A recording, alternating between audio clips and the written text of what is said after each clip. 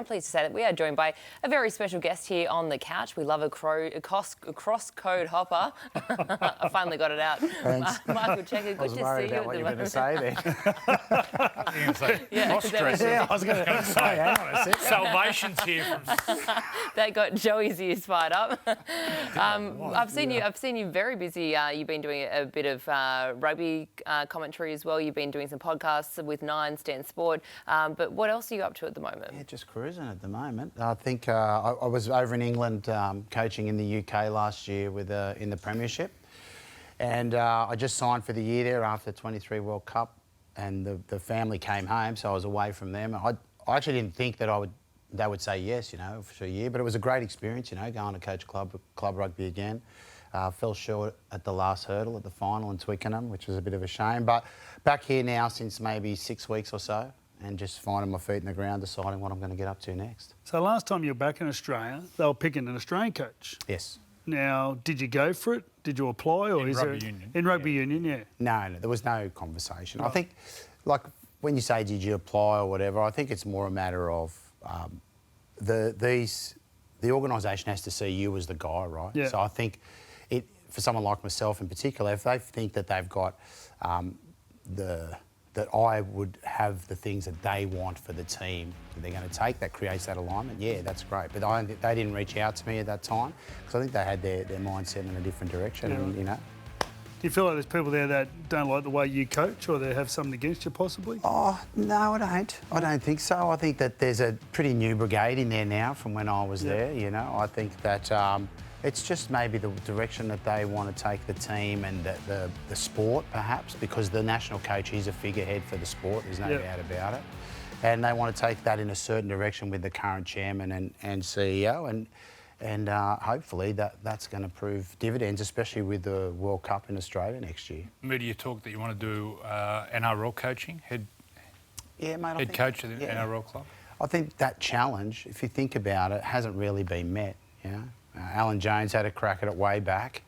Hasn't been done with success. Many league coaches have come over to rugby, right, and been successful there. Maybe not as head coaches, although I think they could, because I think the skill set's pretty similar. So to master that challenge, especially being an Aussie kid, you know, where league is, you know, such a big sport, and I grew up playing the game, I think it would just be a huge challenge, mate, you know. Well, my Knights are looking for a coach. Hypothetically, you walk in and your first meeting, they said, what are you going to change? Well, I think the first thing that we would do would be make a statement around not necessarily what the team identity is or anything, what the values are of how we want to do the things that we do, number one, right?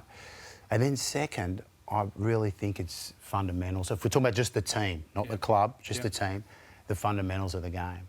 You know, if I watch a lot of the teams playing at the moment, so many opportunities are created either through fatigue, through good setups, good shapes, etc., and the fundamentals let down. So once you've got the learning curve sorted out on the fundamentals, how to take advantage of the opportunities that are presented to you, make them pay, like make them count, then you can evolve again the shapes, the tactical, etc. And I think you've got time, because you've got quite a definite pre-season, to be able to do that type of stuff, really punch that home.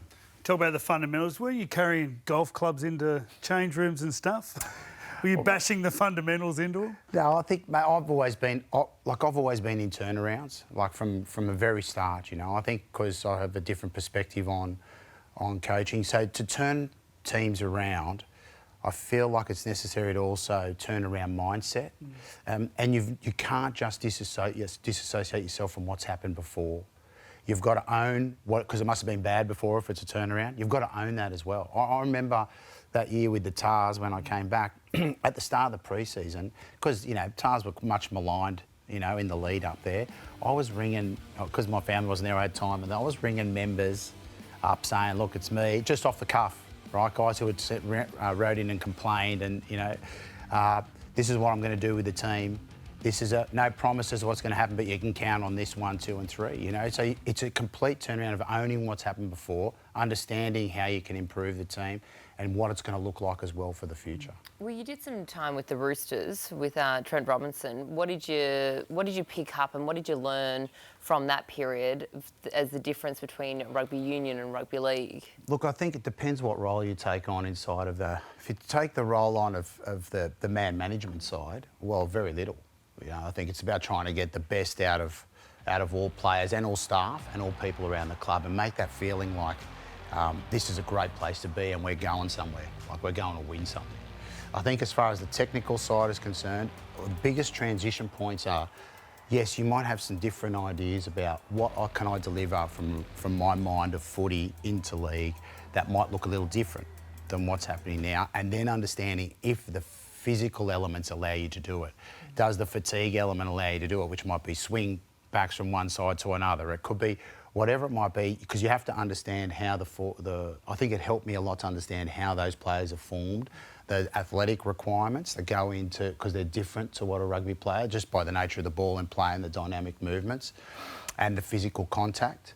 And then I think the other thing was about the defensive side of the game. I think it was more about how to control the defence and how to bring the emotion that I would like into a more controlled mindset so that you can deliver physicality at the tackle while still being in control of what happens.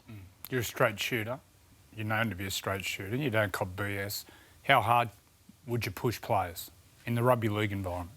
Yeah, push them of whatever's required to win, because that's the objective, yeah? Improve. So would you give them a cuddle or do you just hit them between your eyes? No, both, mate. It depends on... You're going to be talking to a dressing room of 30-odd people, right? There could be 7 or 8 different personality traits that are in there, and you've got to try and code your messages so that they all understand the different ways people think. And if you don't think you've got someone, you need to go around the back and then talk to them privately and say, this is what I'm thinking. Sometimes you've got to go hard, right? Sometimes you've got to give a cuddle. But at all costs, you've got to... They're your team. How hard is that to master? I don't know. I was brought up in a footy team that was like that. I played in the Randwick era of the late 80s, early 90s. So we won, I think, 7, 8 premierships. Bellows, Camper. Yeah, it was education on the run. And what happened for me, mate, was that Super Rugby started. I didn't want to go pro. I was in business and doing stuff, so I stayed as an amateur. They all went and played Super Rugby, so I was the only senior player left, right? I was like the only senior player left, so I became jeepers, you even found some footage, crikey. But I was then sort of coaching on the field, you know, and that mindset there, that attitude was about, you know, I could give it to you about getting something right, but then after training, I'd go over and spend 10 minutes with you, helping you get it right, or being the person that they need to train with in order to practice the skills. Well, that's it. It's sort of not one size fits all. But I want, Joey, Freddy, your opinion on this. We often see players who make the switch from rugby union to rugby league, and they do so seamlessly. Do you think that it'd be pretty easy for coaches to make the switch from one to the other? Wouldn't be easy. And I think a part of it is having the right people around you. I'd love to see you as a head coach. I think you'd nail it. But in the right group, with the right support staff in the front office and the right people around you. But that's the same in rugby, mate. If I'm going to a rugby team, I want to have the right people, because what you're trying to build in your coaching staff is a super coach, right? All the coaches in your team should be complementary so that you can connect with all the different players, all the different coaching styles, different skill sets, etc. So that once you put all your expertises together, you've got one person who can really cover everyone and help them grow, because growing players is so important. If they're learning, growing, getting better, they're more engaged, and when they're more engaged, they're playing better footy. So you've already coached. You coached the Lebanese team, the Cedars, at the last World Cup. So who was your staff there? You had Matt King? Had Kingy and Robbie Farah. Tony Ray. Tony Ray. Came in from, he was based over in the UK, so he came in there. And of course, you know the experience there, mate. It's a little bit different because you're coaching a mix of professionals and amateurs. And the link, so it was a very different feeling for me. And I also had some really seasoned, you see some pictures there with Mitch, Adam Dewey, I had some experienced NRL players there who enjoyed a different maybe type of approach to also the mental side of things. I'm also very big on, I would go into a season with a plan, a mental plan, with several anchors that I might drop along the way to try and get players' attention. Some that will take and I'll carry on with, some that might not take, let them slide away. So you keep getting them up because you've got to get up and be motivated, not extrinsically, intrinsically, for every game. And sometimes I can give them a little extra push extrinsically, golf clubs, whatever it might be, to get up to a level they may not, so to get up to a level they may not have been at before, so they can realise potential.